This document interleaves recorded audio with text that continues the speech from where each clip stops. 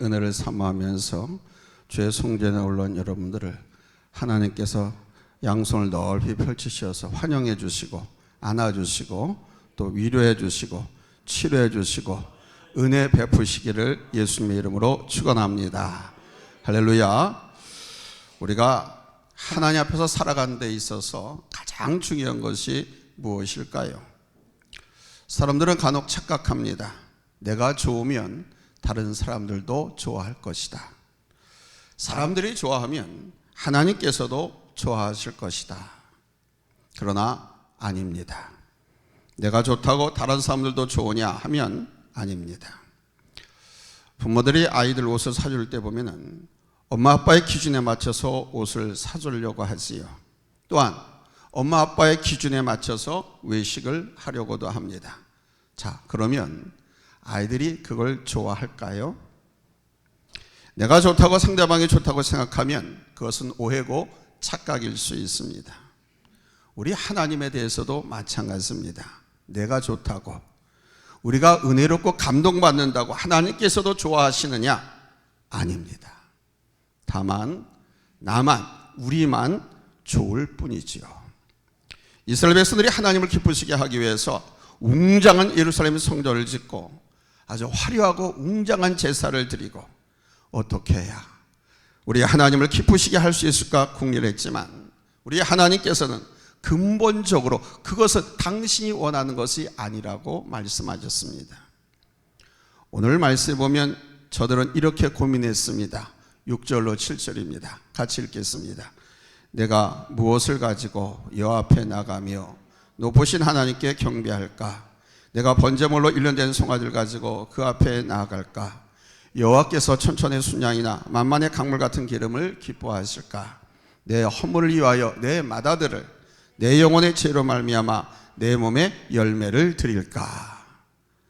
좋은 제물과 많은 제물, 여러 가지 방법을 통해서 제사를 잘 드리면 하나님께서 기뻐하시고 받으신다는 생각만 하고 있는 저들의 모습을 그대로 보여주지요.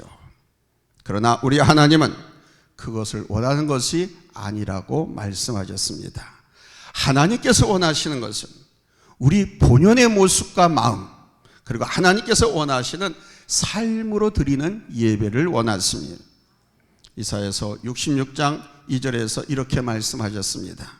물은 마음이 가난하고 심령에 통회하며 내 말을 듣고 떠는 자, 그 사람은 내가 돌보려니와.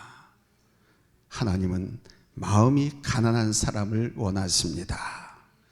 욕심부리지 않고 겸손한 마음, 늘 영적으로 하나님 앞에서 나는 부족하다고 생각하면서 하나님 앞에 나오려고 하는 마음을 가진 사람을 원하십니다.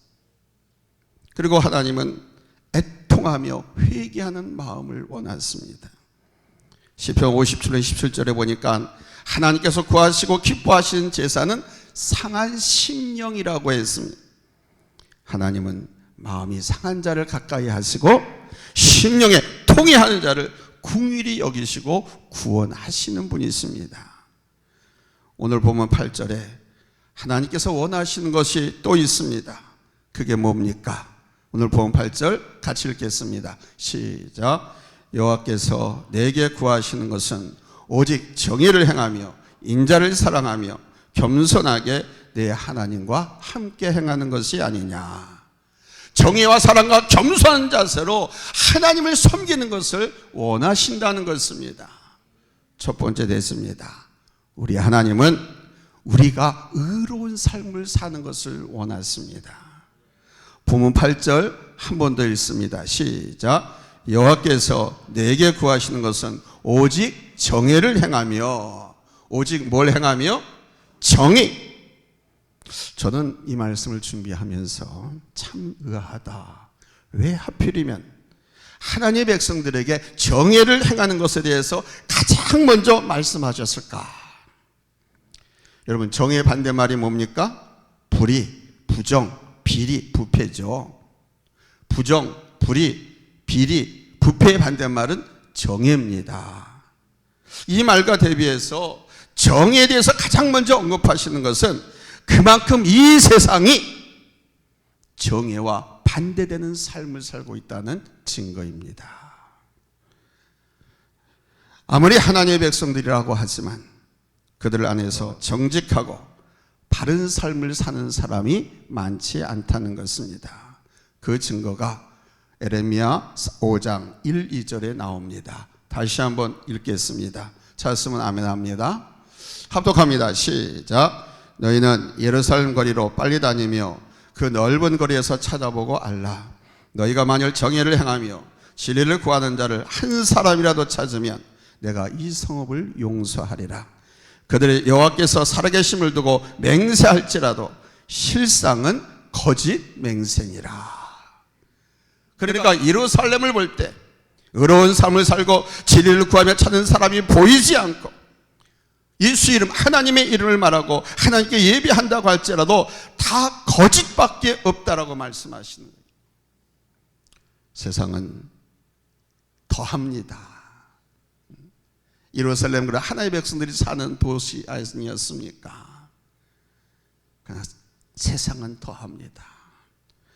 여러분, 소돔과 고모라가 왜 망했습니까? 소돔과 고모라는 타락한 이 세상의 상징입니다. 그 성은 의인 10명이 없어서 망했습니다. 의인 10명이 없어서 결국 소돔과 고모라는 하나님의 심판을 받았습니다. 성지순례 같이 가보신 분들은 아시겠지만 아무것도 없잖아요. 딩거는 돌 깨부서진 그 자갈 그거밖에 없어요. 완전히 없어졌습니다. 세상에서 공의롭게 살아간다는 것이 쉽지가 않습니다. 의인들이 많지 않거든요. 그만큼 이 세상은 불의와 부정과 부패에 빠져 있다는 것입니다. 우리 그리스도인들도 예외가 아닙니다. 그리스도인들 가운데 편법을 사용하지 않고 불의와 타협하지 않고 진실하고 정직하게 일하고 정직하게 법을 지키면서 살아가는 사람들이 많지 않습니다. 예수님께서 마태복음 7장 21절에서 나더러 주여 주여 하는 자마다 다 천국에 들어갈 것이 아니요 라고 하셨습니다. 많은 사람들이 주의 이름을 부르고 주의 이름을 찬송하고 높입니다. 그런데 우리 주님께서는 그러한 사람이라 할지라도 다 천국에 들어가는 것은 아니다. 그리고 내가 너희를 도무지 알지 못한다 라고 말씀하셨습니다. 왜 그렇게 말씀하셨을까요? 왜 주의 이름을 부르는 사람들이 할지라도 천국에 들어가지 못하고 왜 주께서 저들을 모른다고 하실까요? 바로 공의로운 삶, 정의로운 삶, 의로운 삶을 살지 않았기 때문입니다. 그때 주님의 그 말씀에 사람들이 이렇게 반박할 것이라고 말씀하셨습니다. 마태복음 7장 22절 그날에 많은 사람이 나에게 이르되 주여 주여 우리가 주의 이름으로 선지자 노릇하며 주의 이름으로 귀신을 쫓아내며 주의 이름으로 많은 권능을 행하지 아니하였나이까 하니 그러자 우리 주님께서 저들에게 말씀하셨죠. 마태복음 7장 23절에 내가 너희를 도무지 알지 못하니 불법을 행하는 자들아 내게서 떠나가라. 보십시오. 불법을 행하는 자들이라고 말씀하셨습니다. 바로 그들은 불의와 불법의 삶을 살기 때문인 것입니다. 그래서 하나님의 사람들이 가장 먼저 회복하고 지켜야 할 것이 뭐냐? 그것은 하나님 앞에서 공의로운 삶을 사는 거예요. 하나님 앞에서. 교회 밖에 나가 세상에 나가서는 불의하고 부패하고 부정 그렇게 사는 것이 아니라 하나님 앞에서. 하나님은 아니 계신 곳이 없잖아요. 우선을 타고 저 우주로 날아가도 하나님 계시고 구차길 가고 땅을 깊이 파고 땅속으로 들어가도 하나님이 계시고 깊은 산중으로 들어가도 여러분의 가정에도 아니 계실 것 같은 그 어느 곳이라고 하도 이 피조물의 세계에 우리 하나님이 아니 계신 곳이 없습니다. 그래서 하나님 앞에서 공의로운 삶을 살아야 한다는 것입니다. 곧 좌로나 우로 치우치지 않고 바른 삶, 고든 삶을 살라는 것입니다. 여러분, 이 공의로운 삶이 우리 믿는 자들에게 먼저 있어야 함을 잊지 마시기를 바랍니다. 두 번째로 하나님은 우리가 이웃을 사랑하는 것을 원하십니다. 이스라엘 백성들은 그러나 하나님께 드릴 제사와 제물을 먼저 생각했습니다. 그런데 우리 하나님께서 원하시는 것은 그것이 아니었죠. 다른 것이었습니다. 8절에 여호와께서 내게 구하시는 것은 오직 인자를 사랑하며, 앞에는 정의를 행하며, 두 번째입니다. 인자를 사랑하며 그랬습니다. 여기 인자를 사랑한다고 하는 말은 이웃을 사랑한다는 말입니다. 나를 포함한 나의 가족, 옆집, 뒷집, 앞집, 뒷집, 윗집 사는 사람들, 넓게는 집안, 문중 또는 이 나라, 이 민족, 이웃을 말합니다.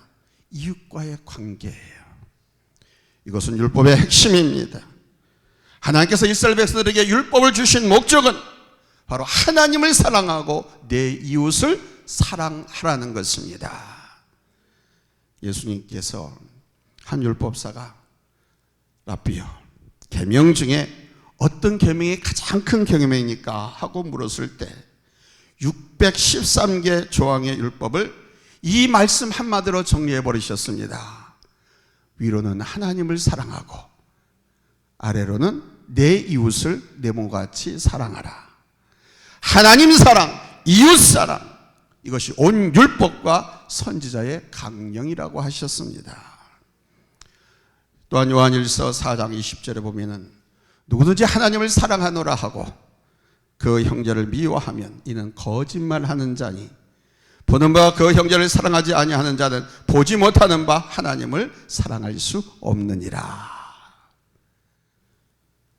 눈에 보이는 형제도 사랑하지 않는 자가 어떻게 보이지 않는 하나님을 사랑할 수 있겠느냐는 말씀입니다. 거짓말이라는 거죠. 가짜라는 겁니다.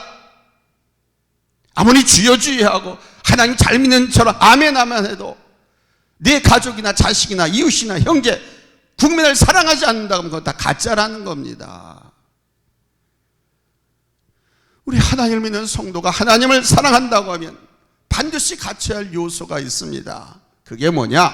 바로 이웃사랑인 것입니다. 이웃사랑의 관문을 통과하지 않고는 하나님 사랑이 성립될 수 없는 거예요.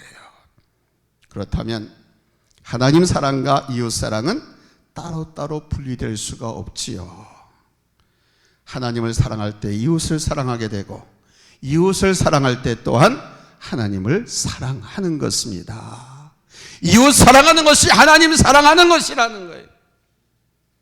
하나님만 사랑한다고 주여 주여 외치고 하나님만 사랑한다고 하나 앞에 예배를 드리고 헌금 드리고 그러는 것이 아니라 내 이웃을 사랑하는 것이 하나님을 사랑하는 것이라고 말씀하는 겁니다. 그렇다면 하나님께서 우리에게 주신 율법은 사랑의 계명이 맞습니다. 이에 사도 바울은 로마서 14장 10절에서 사랑은 율법의 완성이라고 말씀했습니다. 그런데 지금 하나님을 믿는 성도들에게 이웃에 대한 사랑이 없습니다. 우리 민족에게 이웃에 대한, 민족에 대한 사랑이 없습니다. 그러고는 하나님을 믿는다고 하나 앞에 나와서 어떻게 해야 하나님께서 기뻐하실까? 어떻게 해야 하나님이 우리 예배를 받으실까 고민합니다. 바로 이런 사람들 향해서 우리 하나님께서 뭐라고 말씀하신 줄 아십니까? 8절에서 여호와께서 내게 구하시는 것은 오직 정의를 행하며 인자를 사랑하는 것입니다. 인자를 사랑하는 것, 이웃 사랑하는 것을 우리 주님이 원하시고 기뻐하신다는 말씀입니다. 자, 그러면 우리는 이렇게 생각할 수 있죠. 내 이웃, 내가 사랑해야 할 이웃은 누구인가? 내 마음에 들고 나와 함께 어울릴 수 있는 사람, 나의 도움이 필요한 사람이 이웃이라고 생각합니다. 나와 같은 이념과 사상을 갖고 있는 사람이 이웃이라고 생각합니다. 나머지 아닌 사람은 적이라고 생각합니다. 지금 우리 한국 사회에 팽배해 있는 이웃에 대한 개념이 바로 이것입니다. 그러나 여러분, 아닙니다. 내 이웃이 누구인가를 생각하기보다는 내가 누구의 이웃이 되어 주어야 하는가를 먼저 생각해야 됩니다. 가난한 사람, 병든 사람, 주의 위로가 필요한, 인간의 위로든 주님의 위로가 필요한 사람, 복음이 필요한 사람에게 이웃이 되어주는 것이 우리 하나님께서 원하시고 기뻐하는 사람이라는 것입니다. 초대교회가 동서고을 막론하고 아름다운 교회가 될 수 있었던 것은 바로 교회 안에, 예수 믿는 그 믿음 안에서 차별이 없었기 때문입니다. 노예도 여자도 이방인도 다 형제요 자매로 여겼습니다. 그러면서 초대교회는 바로 사람들의 필요를 채워주는 교회였기 때문입니다. 서로의 필요를 채워주니까 교회 안에, 사도행전 보세요, 가난한 사람이 없었다고 합니다. 복음만 있는 것이 아니었습니다. 그 복음의 진정성을 보여주는 사랑이 있었기에 복음의 생명력이 바로 역사로 나타난 것입니다. 교회 부흥으로요, 하나님 나라 확장으로.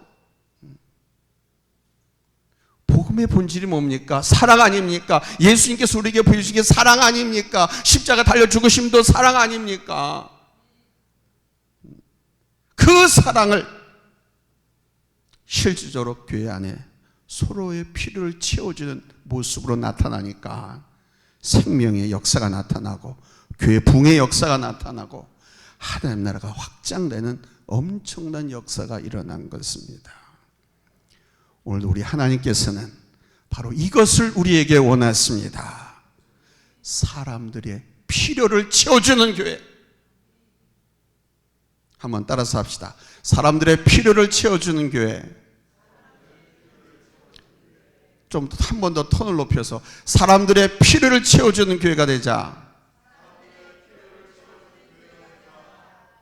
세 번째는 겸손하게 하나님과 함께 동행하는 것을 원했습니다. 하나님을 겸손하게 경외하면서 늘 하나님을 가까이 하는 삶을 원했습니다. 본문 8절입니다. 다시 한번 같이 읽겠습니다. 시작. 여호와께서 내게 구하시는 것은 오직 겸손하게 내 하나님과 함께 행하는 것이 아니냐. 아멘. 그러니까 하나님께서 우리에게 원하시는 것이 뭐냐? 겸손하게, 교만 떨지 말고 건방지지 말고 겸손하게 하나님과 함께 동행하는 것을 원하신다는 거예요. 내가 존경하고 존중하는 사람은 늘 함께 하고 싶은 것이 우리 사람의 마음이고 또 실제 그렇게 합니다. 좋아하는 사람, 존경하는 사람은 그런 사람과 함께 하면 많은 유익이 있습니다. 많은 도움을 얻기도 합니다. 여러분이 하나님을 경외하고 가까이 하기 위해서 힘쓴다면 여러분은 하나님과 친밀한 삶을 이루게 될 것입니다. 시편 25편 14절에서 말씀했습니다. 여호와의 친밀하심이 그를 경외하는 자들에게 있으며 그의 언약을 그들에게 보이시리로다. 이 말은 쉽게 말하면 이겁니다. 하나님께서 우리가 기도하는 대로 응답을 다 주신다는 거예요. 바로바로 주신다는 거예요. 저는 이 말씀을 보면 항상 아브라함이 생각납니다. 하나님께서 아브라함을 찾아오셨죠. 그리고 그 아브라함에게 당신의 속사정, 당신의 플랜을 아브라함에게 이야기하셨습니다. 창세기 18장 17절 이렇게 말씀하십니다. 여호와께서 이르시되 내가 하려는 것을, 여기 내가는 하나님입니다, 아브라함에게 숨기겠느냐.